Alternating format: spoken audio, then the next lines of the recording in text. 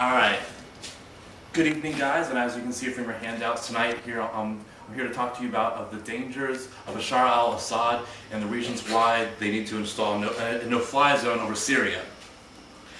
So to kind of give you a little bit of a background on the regime,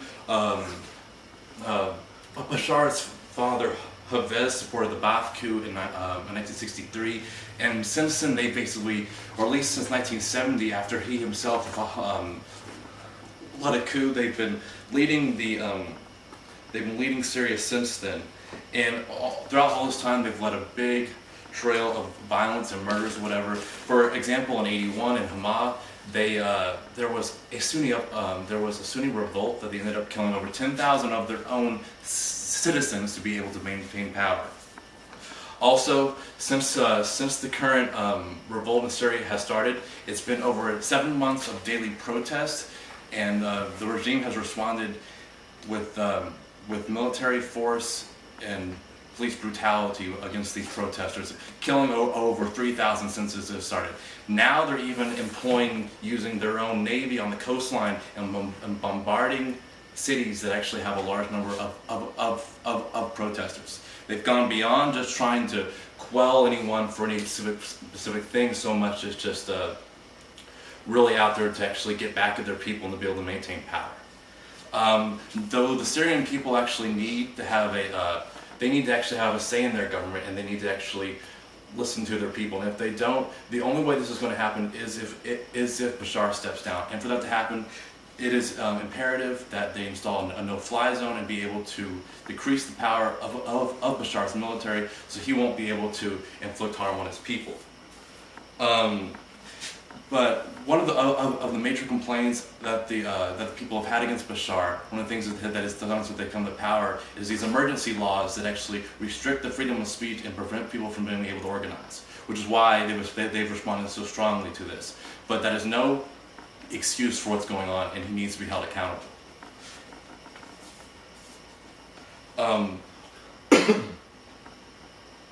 Besides just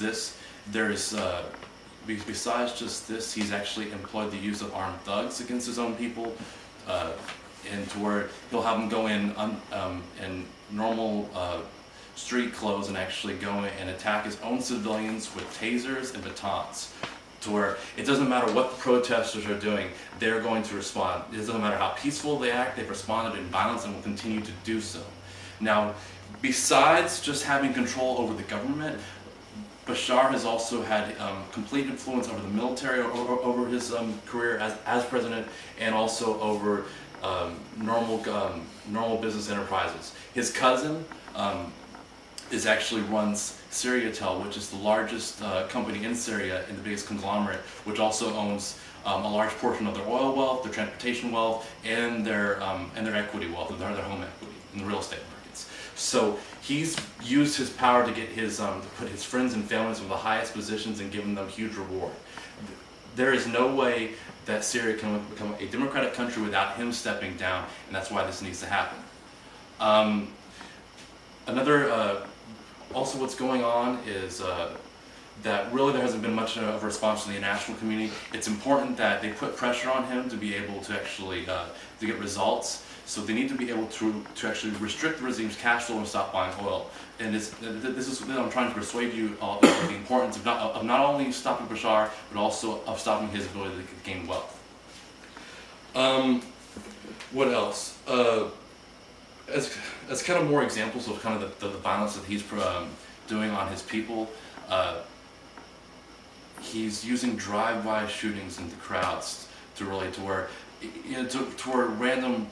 using his paid thugs to just kind of kill random people to try to stop them from protesting, and it is not stopping. They've continued to come out every single day, even while facing the chance of death. I guess to kind of sum everything up, this is why Bashar is so dangerous. How many people he's already killed against his people. He has a history of violence of doing this, and his regime does. And he will not be stopped until there are measures taken against him to be able to actually uphold and support these people. This is why I feel so strongly about this issue. And thank you. Any questions? Could you elaborate more on the possible measures to stop him? I think it's important that they. If you will take those measures.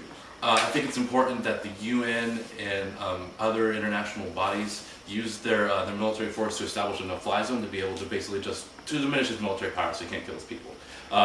Fairly cheap compared to the cost of life is all I'm really saying. Do you think a no-fly zone would be enough to stop him? I mean, No, everything that you but listed.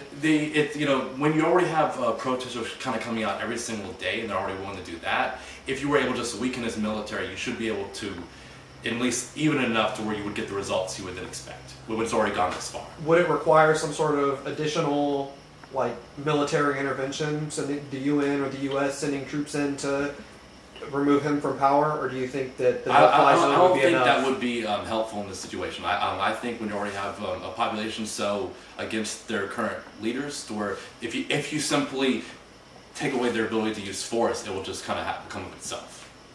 Okay. Any other questions? Yeah, other than the military, violence against his people, is the fact that his family is so involved across the board a reason why no one has tried to overrun the government? Maybe in Egypt or other things that have been going on recently. Yeah, no, exactly. It's a kind of very similar scenario where just because his whole apparatus allows him to be able to stay in power. All right, thank y'all.